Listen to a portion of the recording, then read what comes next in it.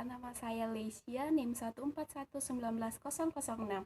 Di sini saya akan menjelaskan dua bab. Bab pertama mengenai pengenalan dasar tentang hukum bisnis, bab kedua yaitu perjanjian.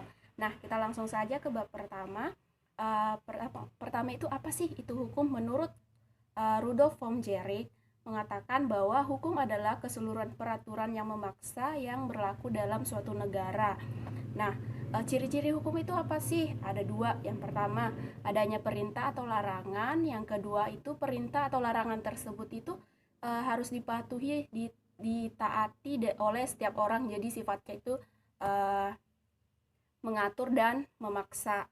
Kemudian apa sih tujuan hukum itu? Hukum bertujuan untuk menjamin adanya kepastian hukum dalam masyarakat. Nah, hukum itu harus pula bersendikan dalam pada keadilan, yaitu asas-asas keadilan dari suatu masyarakat itu. Kemudian sumber hukum formil itu ada 5. Yang pertama undang-undang, yang kedua kebiasaan atau hukum tidak tertulis, kemudian yang ketiga jurisprudensi, kemudian yang keempat traktat, dan yang kelima ada doktrin. Norma secara umum ada 4, itu norma agama, norma kesusilaan, norma kesopanan, dan norma hukum. Nah, bisnis itu apa sih? Nah, menurut KBBI, bisnis adalah suatu dagang, usaha komersial dalam dunia perdagangan. Nah, dari pengertian tadi kita dapat menyimpulkan bahwa hukum bisnis adalah seperangkat kaidah-kaidah hukum yang diadakan untuk mengatur serta menyelesaikan persoalan-persoalan yang timbul dalam aktivitas antar manusia, khususnya dalam bidang perdagangan. Nah, untuk apa sih kita membutuhkan suatu hukum? Nah, aturan-aturan hukum dibutuhkan karena yang pertama, pihak-pihak yang terlibat dalam persetujuan bisnis itu membutuhkan sesuatu yang lebih kuat daripada sekedar janji serta itikat baik saja. Yang kedua, adanya kebutuhan untuk menciptakan upaya-upaya hukum yang dapat digunakan seandainya salah satu pihak tidak melaksanakan kewajibannya, tidak memenuhi janjinya. Nah, yang kita lanjut ke etika bisnis. Etika bisnis ada 2, yaitu etika umum dan etika khusus. Etika secara umum yaitu yang pertama, kondisi dasar bagaimana manusia bertindak secara etis. Yang kedua, bagaimana manusia mengambil keputusan secara etis. Kemudian yang ketiga, tolak ukur dalam menilai baik atau buruknya suatu tindakan. Etika khusus dibagi menjadi 2, yaitu etika individual dan etika sosial. Etika individual yaitu menyangkut kewajiban dan sikap manusia terhadap dirinya sendiri. Kemudian etika sosial itu ada 4, yaitu etika kita dalam keluarga, etika sebagai profesi kita, kemudian etika dalam dunia politik, etika lingkungan, etika kita dalam lingkungan hidup, kemudian etika dalam kaitannya dengan nilai norma dibagi menjadi 2, yaitu etika deskriptif dan etika normatif. Etika deskriptif memberikan fakta sebagai dasar untuk mengambil keputusan tentang perilaku atau sikap yang mau diambil. Kemudian etika normatif yaitu memberi penilaian sekaligus memberi norma sebagai dasar dan kerangka tindakan yang akan dibutuhkan. Kemudian kita lanjut ke bab 2. Bab 2 itu tentang perjanjian, yaitu perjanjian menurut pasal 113 BW, yaitu suatu perbuatan yang terjadi antara satu atau terdiri antara 2 atau lebih orang. Bagaimana manusia mengambil keputusan secara etis. Kemudian yang ketiga, tolak ukur dalam menilai baik atau buruknya suatu tindakan. Etika khusus dibagi menjadi 2, yaitu etika individual dan etika sosial. Etika individual yaitu menyangkut kewajiban dan sikap manusia terhadap dirinya sendiri. Kemudian etika sosial itu ada 4, yaitu etika kita dalam keluarga, etika sebagai profesi kita, kemudian etika dalam dunia politik, etika lingkungan, etika kita dalam lingkungan hidup, kemudian etika dalam kaitannya dengan nilai norma dibagi menjadi dua, yaitu etika deskriptif dan etika normatif.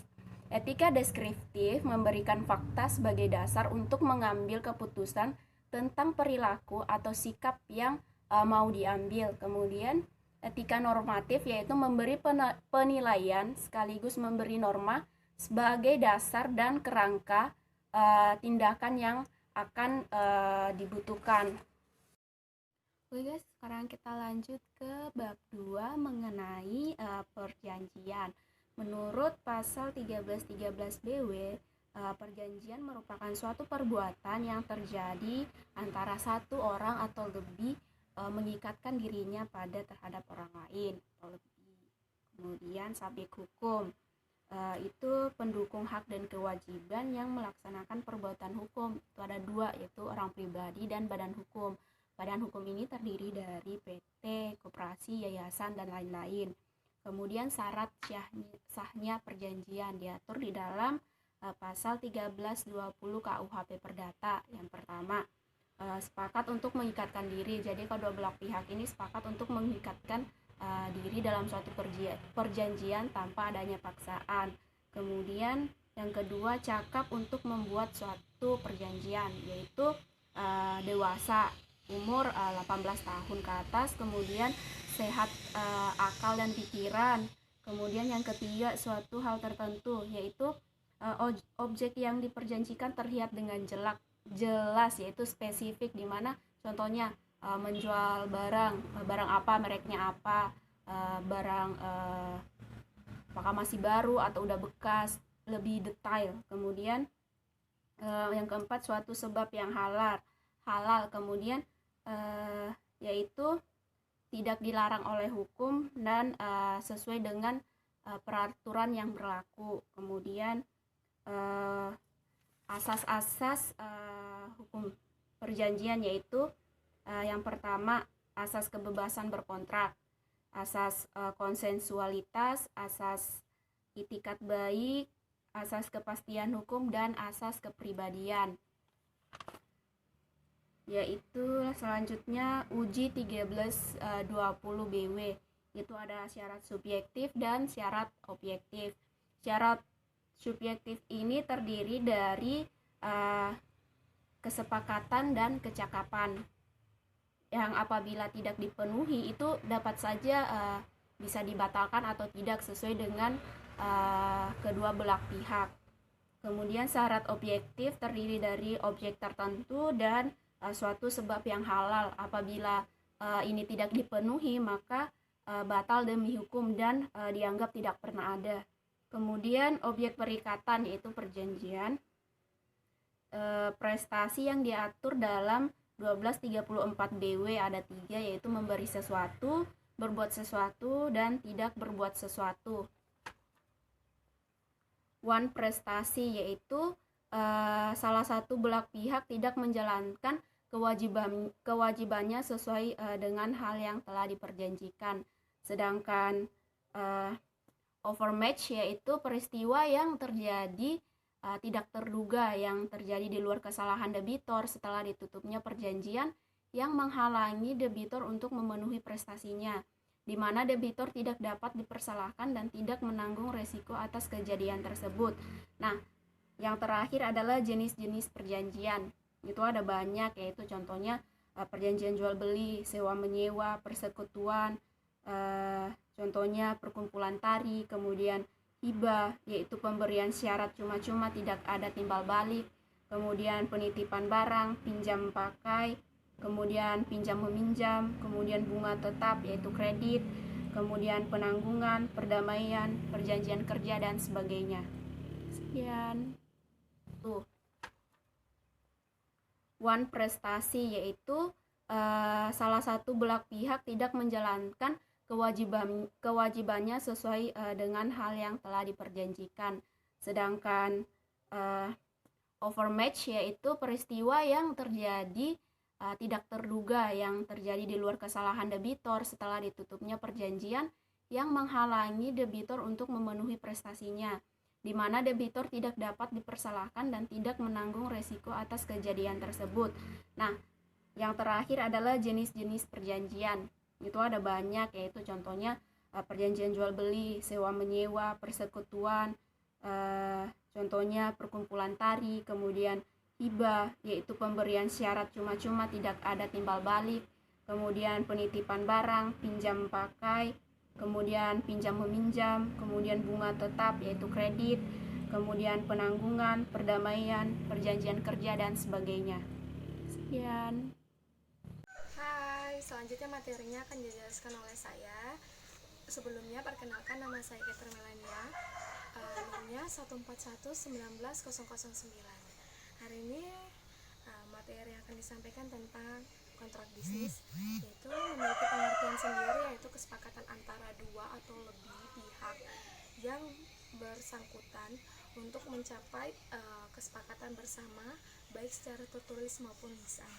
Seterusnya, dalam kontrak bisnis ini juga ada namanya hukum kontrak, yaitu yang berarti hukum yang mengatur tata cara yang harus dipatuhi dan bagaimana kontrak tersebut akan dijalankan.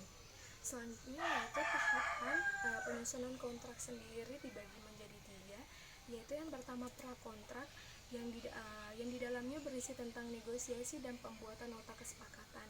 Selanjutnya yaitu yang kedua penyusunan kontrak, yang dimana tahap ketika para pihak telah menuangkan poin-poin yang telah disepakati, untuk meminimalisir terjadi selisih, maka dibuatlah pola umum penyusunan kontrak, yaitu yang pertama ada pembukaan, yang pertama ada judul maksud saya, yang kedua yaitu pembukaan yang menyebutkan waktu dan lokasi tempat pembuatan kontrak, terus yang ketiga yaitu latar belakang kesepakatan, dan yang keempat itu isi, dan yang terakhir adalah penutup. Dan yang ketiga dari tahap penyusunan kontrak yaitu pasca penandatanganan kontrak, yang dimana terjadi pelaksanaan, penafsiran, dan penyelesaian sengketa. Selanjutnya yaitu mengenai tentang identitas para pihak, dimana di sini menyebutkan tentang identitas yang sesuai dengan tanda pengenal seperti nama, pekerjaan, jabatan, posisi, alamat, dan bertindak untuk siapa. Kalau misalkan dia jika bertindak untuk perusahaan atau badan usaha, maka harus disebutkan kedudukannya dia sebagai pengganti alamatnya dia. Selanjutnya ada retorikal atau premis, yang dimana menjelaskan sebagai sebab terjadinya kontrak dan latar belakang pembuatan kontrak, dan siapa yang harus yang saling mengikatkan diri atau siapa yang saling membuat kontrak ini. Terus yang selanjutnya yaitu mengenai isi kontrak, yang dimana berisi pasal-pasal dan ayat-ayat yang telah disepakati dalam pembuatan kontrak. Terus yang selanjutnya yaitu pasca penandatanganan kontrak. Pada saat pasca penandatanganan kontrak terdapat hal-hal yang ternyata belum tertulis yang telah disepakati, maka bisa terjadi musyawarah dan penulisan ulang yang dimana disebut dengan addendum. Yaitu, dan yang selanjutnya mengenai penyelesaian sengketa, di mana penyelesaian sengketa ini ada 3 poin. Yang pertama itu melalui musyawarah, yang kedua itu litigasi atau melalui jalur peradilan dan mengajukan gugatan ke lembaga pengadilan. Terus yang ketiga, poin ketiga yaitu alternatif penyelesaian sengketa, dia bisa melalui prosedur yang disepakati oleh para pembuat kontrak, dan yakni bisa melalui pengadilan di luar pengadilan dengan cara mediasi, musyawarah, konsultan, dan negosiasi. Terima kasih. Dan materi selanjutnya yaitu mengenai franchise atau yang lebih kita kenal dengan waralaba. Franchise sendiri ini berasal dari kata bahasa Prancis kuno, yang dimana yang berarti dia bebas.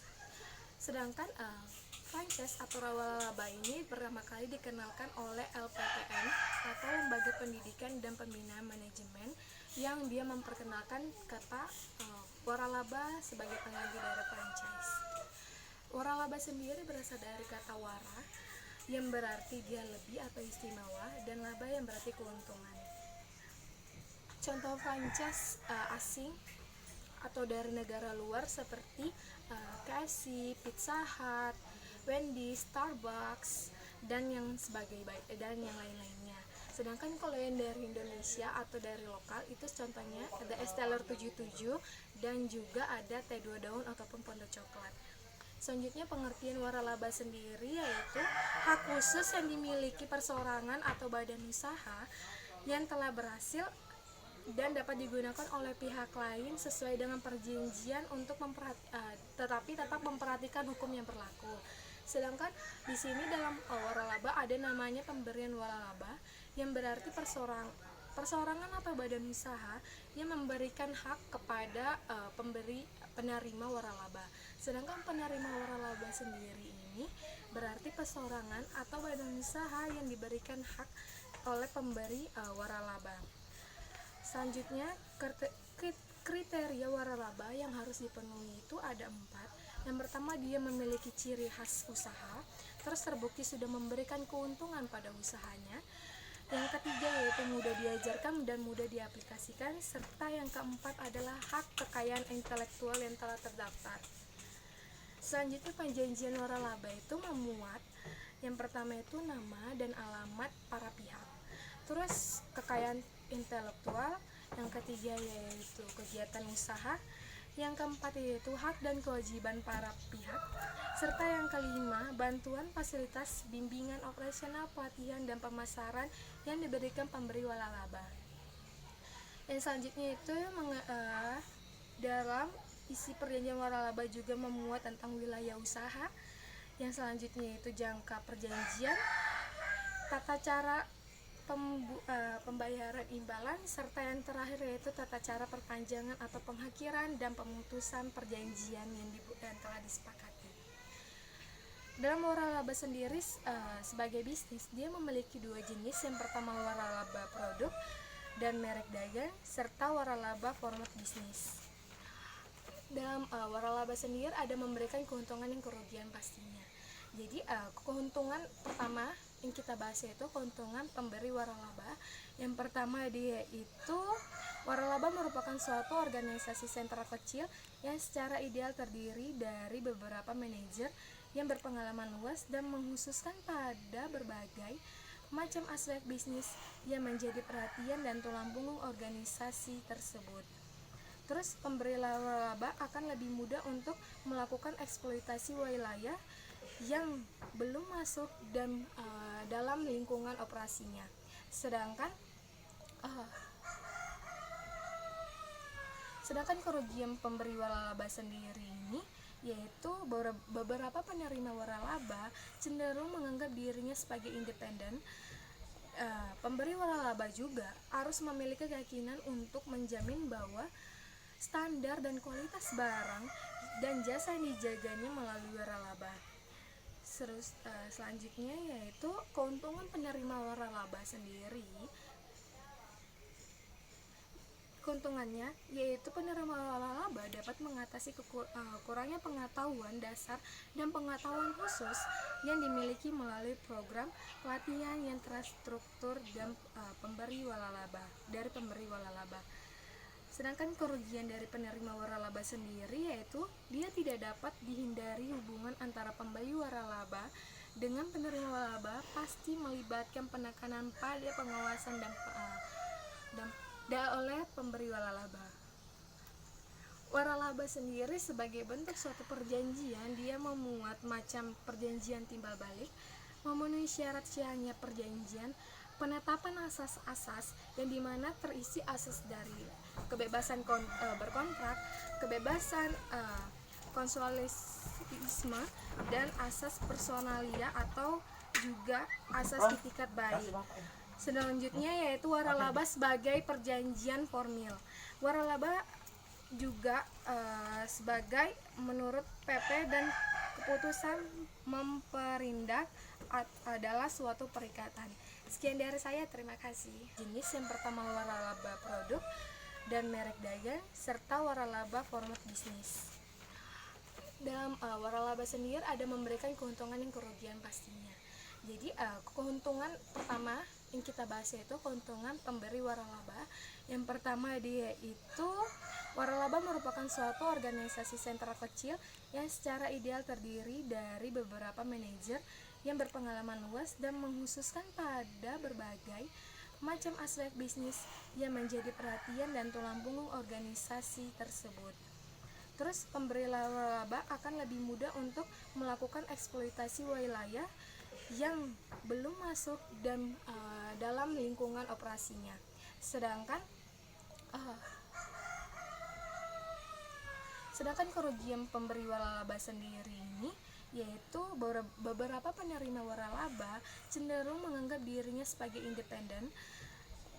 Pemberi waralaba juga harus memiliki keyakinan untuk menjamin bahwa standar dan kualitas barang dan jasa yang dijaganya melalui waralaba. Selanjutnya yaitu keuntungan penerima waralaba sendiri. Keuntungannya yaitu penerima waralaba dapat mengatasi kurangnya pengetahuan dasar dan pengetahuan khusus yang dimiliki melalui program pelatihan yang terstruktur dan pemberi waralaba. Sedangkan kerugian dari penerima waralaba sendiri yaitu dia tidak dapat dihindari hubungan antara pemberi waralaba dengan penerima waralaba pasti melibatkan penekanan pada pengawasan dan oleh pemberi waralaba. Waralaba sendiri sebagai bentuk suatu perjanjian, dia memuat macam perjanjian timbal balik, memenuhi syarat-syaratnya perjanjian, penetapan asas-asas yang dimana terisi asas dari kebebasan berkontrak, kebebasan konsualisme, dan asas personalia atau juga asas itikat baik. Selanjutnya yaitu waralaba sebagai perjanjian formil. Waralaba juga sebagai menurut PP dan keputusan memperindak adalah suatu perikatan. Sekian dari saya, terima kasih. Perkenalkan, saya Anggi Arista, NIM 141190007. Baiklah, saya akan menjelaskan tentang bentuk-bentuk perusahaan. Yang pertama, pengertian perusahaan menurut Profesor Moleng Raaf, yaitu memberikan batasan tentang pengertian perusahaan sebagai keseluruhan perbuatan yang dilakukan, yaitu terus-menerus bertindak untuk mendapatkan penghasilan dan keuntungan dengan cara memperniagakan barang-barang dan jasa, menyerahkan barang-barang atau mengadakan perjanjian-perjanjian perdagangan. Yang kedua yaitu unsur-unsur perusahaan. Unsur-unsur perusahaan terdiri dari badan usaha, yaitu perusahaan memiliki bentuk tertentu, baik yang berupa badan hukum maupun yang bukan badan hukum. Contohnya yang tidak berbadan hukum, perusahaan dagang, usaha dagang, firma, persekutuan komanditer atau CV, dan contoh yang berbadan hukum yaitu perseroan terbatas atau PT, perusahaan umum, dan perusahaan perseroan dan koperasi. Yang kedua, kegiatan dalam bidang perekonomian, meliputi bidang perindustrian, perdagangan, perjasaan, dan pembiayaan. Yang ketiga, terus-menerus. Kegiatan usaha dilakukan sebagai mata pencarian, tidak insidental dan bukan pekerjaan sambilan. Terus yang keempat, bersifat tetap. Kegiatan usaha yang dilakukan tidak berubah atau berganti dalam waktu singkat, tetapi untuk jangka waktu yang lama. Yang kelima, terang-terangan. Kegiatan usaha ditunjukkan kepada dan diketahui oleh umum, bebas berhubungan dan pihak lain, diakui dan dibenarkan oleh pemerintah berdasarkan undang-undang. Yang keenam, keuntungan dan atau laba. Tujuan dari perusahaan adalah untuk memperoleh keuntungan dan laba. Tentu saja, jika kita mendirikan sebuah perusahaan itu, tujuan utama kita ialah untuk menentukan keuntungan, untuk mendapatkan sebuah keuntungan atau laba. Yang ketujuh, pembukuan. Perusahaan wajib untuk menyelenggarakan pencatatan mengenai kewajiban dan hak yang berkaitan dengan kegiatan usahanya. Dan selanjutnya, ciri-ciri perusahaan. Adapun ciri-ciri perusahaan yaitu operatif.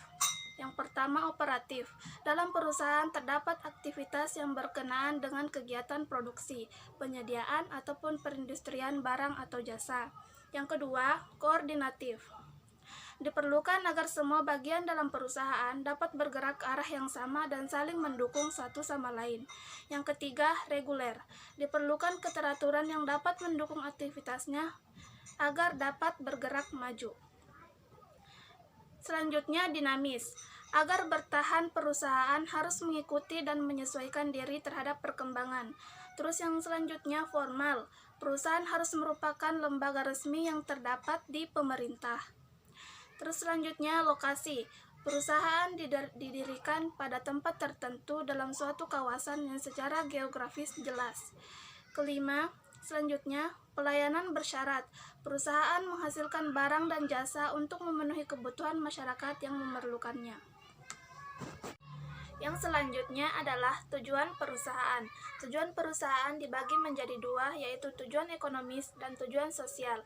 Yang pertama, tujuan ekonomis, yaitu berkenaan dengan upaya perusahaan untuk mempertahankan eksistensinya. Contoh, menciptakan laba, pelanggan, keinginan konsumen, tenaga produk, kualitas, harga, kuantitas, pelanggan, atau inovatif. Yang kedua yaitu tujuan sosial. Tujuan sosial yaitu perusahaan memperhatikan keinginan investor, karyawan, penyedia, faktor-faktor produksi maupun masyarakat luas. Kedua tujuan tersebut saling mendukung untuk mencapai tujuan utama perusahaan, yaitu memberi kepuasan kepada keinginan konsumen ataupun pelanggan. Karena pada umumnya sebuah perusahaan itu didirikan untuk menciptakan sebuah keuntungan dan untuk memuaskan konsumen. Yang selanjutnya yaitu bentuk-bentuk perusahaan. Berdasarkan kepemilikan ada dua, yaitu swasta dan negara. Swasta. Perusahaan swasta adalah perusahaan yang seluruh modalnya dimiliki oleh swasta dan tidak ada campur tangan pemerintah. Contoh, perusahaan swasta nasional, perusahaan swasta asing, perusahaan patungan atau campuran.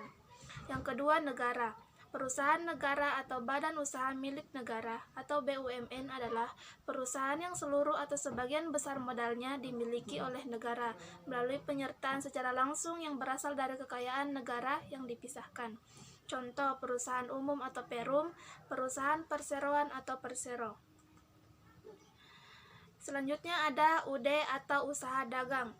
Usaha dagang adalah kegiatan membeli dan menjual kembali barang atau jasa dengan tujuan mencari keuntungan termasuk menjadi perantara dari kegiatan tersebut. Dan dasar hukum usaha dagang itu diatur dalam pasal 6 dan 18 KUHD. Usaha dagang ada karena hukum kebiasaan dan jurisprudensi. Jenis-jenis usaha dagang berdasarkan macam-macam konsumen yang terlibat. Yang pertama, usaha dagang besar. Usaha dagang besar adalah usaha yang secara langsung membeli produk dari pabrik dalam jumlah yang besar.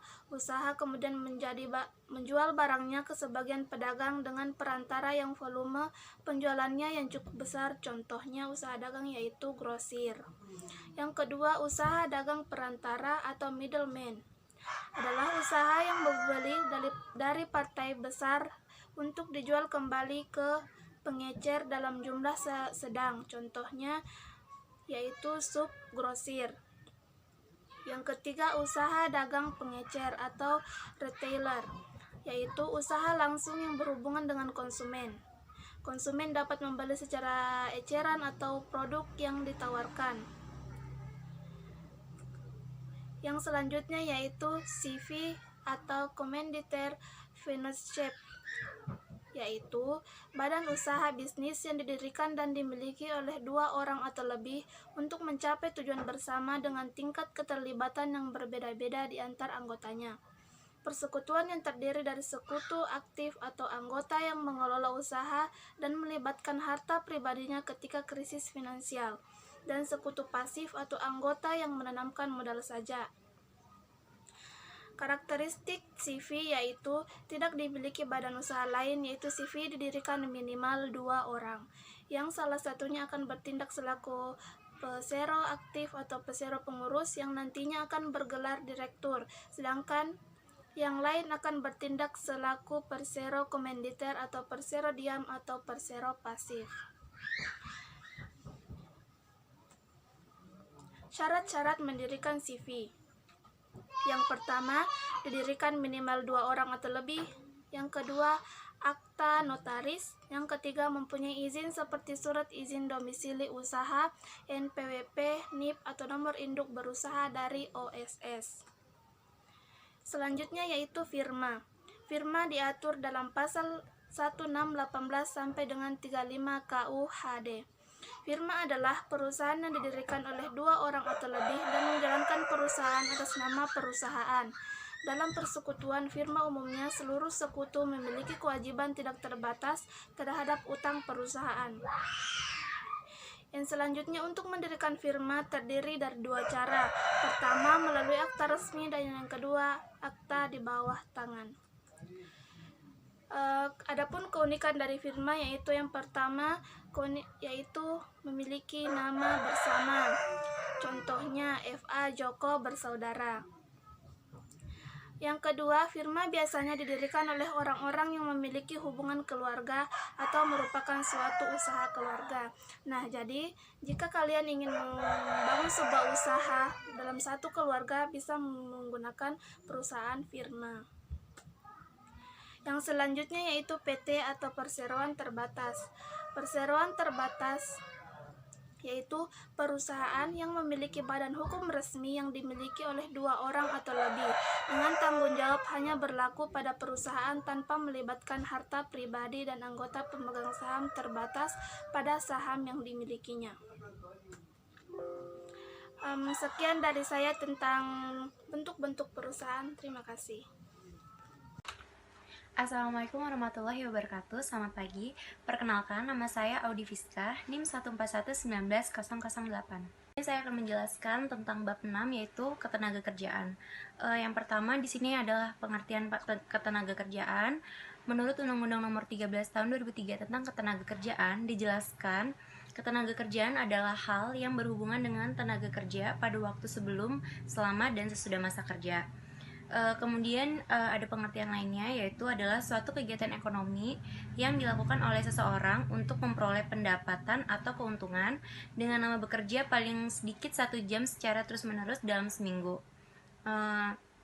Kemudian setelah itu ada juga pengertian kesempatan kerja, adalah terjadinya lapangan kerja bagi angkatan kerja yang membutuhkan pekerjaan. Kesempatan kerja atau employment dibagi menjadi 2 kelompok, yaitu mereka yang bekerja penuh atau full employment, adalah mereka yang sudah bekerja dan memenuhi syarat antara lain bekerja 40 jam per minggu, memiliki upah minimum regional dan sesuai dengan latar belakang pendidikan atau keahlian. Kemudian ada mereka yang masih setengah menganggur, yaitu mereka yang bekerja di bawah jam kerja normal, kurang dari 35 jam selama seminggu dan masih mencari pekerjaan atau masih bersedia menerima pekerjaan dahulu disebut atau pengangguran secara terpaksa. Dan ini termasuk dalam kategori setengah menganggur, misalnya tenaga kerja lepas yang tidak ada kepastian jam atau keterkaitan kerja yang sesuai dengan kesepakatan. Kemudian di sini ada faktor-faktor yang memengaruhi kesempatan kerja, keterampilan dan keahlian, lapangan pekerjaan yang tersedia dan permintaan dan kebutuhan tenaga kerja. Keempat, jumlah angka kerja yang tersedia. Kelima, besarnya investasi yang dilakukan perseorang dan badan usaha swasta. Yang keenam, kemampuan pemerintah dalam melaksanakan pembangunan. Yang ketujuh, ekspor dan impor yang dilakukan. Kedelapan, kebijakan pajak yang dijalankan oleh pemerintah. Dan terakhir adalah kerjasama dengan negara lain yang mampu menciptakan kesempatan kerja di luar negeri. Kemudian di sini juga ada jenis-jenisnya. Tenaga kerja yang pertama adalah tenaga kerja labor, merupakan setiap orang yang mampu melakukan pekerjaan guna menghasilkan barang dan atau jasa baik untuk memenuhi pekerjaan sendiri maupun untuk masyarakat. Berdasarkan sifat kerjanya, tenaga kerja dapat dibagikan menjadi beberapa macam. Yang pertama, tenaga kerja jasmani adalah yang kegiatannya lebih banyak mengandalkan tenaga fisik dalam melaksanakan proses produksi. Contohnya pekerja bangunan, sopir angkutan, dan penyapu jalanan. Kemudian yang kedua adalah tenaga kerja rohani, adalah tenaga kerja yang kegiatan kerjanya lebih banyak menggunakan proses pemikiran, gagasan, ide yang bersifat produktif dalam proses produksi. Contohnya manajer, direktur, dan konsultan. Kemudian di sini adalah berdasarkan keahliannya, tenaga kerja dapat dibagikan menjadi beberapa. Yang pertama, tenaga kerja terdidik atau skill labor adalah tenaga kerja yang memerlukan kemahiran dalam proses produksi. Contohnya manajer, direktur, dan konsultan. Kemudian di sini adalah berdasarkan keahliannya, tenaga kerja dapat dibagikan menjadi beberapa. Yang pertama, tenaga kerja terdidik atau skill labor adalah tenaga kerja yang memerlukan kemahiran pada suatu bidang melalui sekolah atau pendidikan tertentu. Contohnya dokter, hakim, pengacara, guru, akuntan, notaris, insinyur, dosen, ekonom, dan polisi. Kemudian adalah tenaga kerja terlatih atau trainer labor adalah tenaga kerja yang memerlukan latihan dan pengalaman kerja, misalnya tukang masak, sopir, pelayan, toko, montir, penjahit, ataupun pelukis. Selanjutnya ada tenaga kerja tidak terdidik dan tidak terlatih. Unskilled labor dan untrained labor adalah tenaga kerja yang tidak memerlukan pendidikan dan latihan sebelumnya, hanya mengandalkan tenaganya saja, misalnya kuli bangunan, buruh gendong, pembantu rumah tangga, tukang sampah, tukang becak, atau yang lainnya. Kemudian berdasarkan hubungannya dengan proses produksi, tenaga kerja dibagi juga menjadi beberapa. Yang pertama adalah tenaga kerja langsung dan tidak langsung. Tenaga kerja langsung yaitu kerja di pabrik secara langsung yang terlibat pada proses produksi dan biayanya dikaitkan pada biaya produksi atau barang yang dihasilkan. Contohnya karyawan bagian produksi. Kemudian yang tidak langsung adalah tenaga kerja di pabrik yang tidak terlihat secara langsung pada proses produksi dan biaya dikaitkan pada biaya operasional pabrik. Contohnya tenaga kerja atau trainer labor adalah tenaga kerja yang memerlukan latihan dan pengalaman kerja, misalnya tukang masak, sopir, pelayan, toko, montir, penjahit, ataupun pelukis. Selanjutnya ada tenaga kerja tidak terdidik dan tidak terlatih. Unskilled labor dan untrained labor adalah tenaga kerja yang tidak memerlukan pendidikan dan latihan sebelumnya, hanya mengandalkan tenaganya saja, misalnya kuli bangunan, buruh gendong, pembantu rumah tangga, tukang sampah, tukang becak, atau yang lainnya. Kemudian berdasarkan hubungannya dengan proses produksi, tenaga kerja dibagi juga menjadi beberapa. Yang pertama adalah tenaga kerja langsung dan tidak langsung. Tenaga kerja langsung yaitu kerja di pabrik secara langsung yang terlibat pada proses produksi dan biayanya dikaitkan pada biaya produksi atau barang yang dihasilkan. Contohnya karyawan bagian produksi. Kemudian yang tidak langsung adalah tenaga kerja di pabrik yang tidak terlihat secara langsung pada proses produksi dan biaya dikaitkan pada biaya operasional pabrik. Contohnya tenaga kerja bagian penjualan, marketing, dan periklanan atau administrasi. Selanjutnya di sini akan saya jelaskan masalah ketenaga kerjaan. Di Indonesia sendiri memiliki sumber daya alam dan sumber daya manusia yang melimpah. Namun melimpahnya SDM tersebut dapat menjadikan permasalahan dalam pembangunan ekonomi, terutama berkaitan dengan ketenaga kerjaan. Dan saya akan jelaskan masalah ketenaga kerjaan yang terdapat di Indonesia yang meningkatkan kualitas tenaga kerja. Dunia usaha saat ini adalah menerima tenaga kerja yang siap pakai dan memiliki nilai lebih berupa tingkat pendidikan dan keterampilan tertentu. Salah satu langkah awalnya adalah meningkatkan mutu tenaga kerja. Dan upaya untuk meningkatkan kualitas tenaga kerja bisa dilakukan dengan cara berikut. Yang pertama, pada pemerintah. Pemerintah dapat menyusun kurikulum pendidikan yang dapat menghasilkan lulusan yang berkualitas dan sesuai dengan cara-cara dunia kerja. Kemudian pendiri lembaga pelatih yang dilakukan pemerintah bisa dengan melakukan pendirian lembaga pelatihan untuk meningkatkan keterampilan masyarakat seperti Balai Latihan Kerja atau BLK. Dan kemudian ada menyusun dan melaksanakan program-program yang sekiranya mendukung tercapainya sistem tenaga kerja. Kemudian bisa dibantu dengan swasta atau perusahaan, yaitu dengan cara bekerja sama dengan sekolah atau kampus untuk kerja praktek atau program pemanggangan melalui latihan kerja di perusahaan yang bersangkutan. Sehingga program ini memberikan pemahaman yang baik kepada calon tenaga kerja baru untuk mengenal dunia kerja yang sesungguhnya. Kemudian yang ketiga ada dengan individu, yaitu membekali diri kita sendiri dengan hal yang dikehendaki oleh perusahaan seperti keterampilan komputer, berbahasa Inggris, dan meningkatkan tingkat pendidikan masyarakat melalui pendidikan formal, kursus jurusan. serta juga menanamkan jiwa kewirausahaan. Kemudian selanjutnya di sini saya akan menjelaskan tentang sistem upah. Menurut Undang-Undang Nomor 13 Tahun 2003 tentang Ketenagakerjaan, upah atau wage adalah hak pekerja atau buruh yang diterima dan dinyatakan dalam bentuk uang sebagai imbalan dari pengusaha atas pemberi pekerja kepada pekerja atau buruh yang ditetapkan dan dibayarkan menurut suatu perjanjian kerja, kesepakatan kerja, atau peraturan perundang-undangan, termasuk tunjangan dari pekerja atau buruh dan keluarganya atas suatu pekerjaan yang telah dilakukannya. Berikut ini ada juga beberapa pengertian yang berkaitan dengan sistem upah. Yang pertama adalah upah buruh atau pendapatan yang diterima dari buruh dalam bentuk uang yang mencakup bukan hanya komponen upah atau gaji, tetapi juga lembur dan tunjangan-tunjangan yang diterima secara rutin atau reguler. Contohnya itu tunjangan transport, tunjangan makan, dan tunjangan lainnya, atau sejauh yang diterima dalam bentuk uang, tetapi tidak termasuk tunjangan hari raya atau THR, atau tunjangan yang bersifat tahunan. Kemudian ada upah pekerja dan kebutuhan fisik minimum, adalah bahwa penetapan tingkat upah dan gaji pekerja merupakan kebijakan yang sangat penting untuk peningkatan taraf hidup pekerja dan keluarganya, yang merupakan kebutuhan fisiknya. Kemudian ada produktivitas tenaga kerja, adalah nilai output atau hasil produksi yang dikerjakan oleh sejumlah tenaga kerja. Dan kemudian ada upah nominal dan upah real. Selanjutnya, di Indonesia sendiri, sistem upah yang diberlakukan adalah dengan menggunakan dasar upah minimum regional atau UMR dan upah minimum provinsi UMP.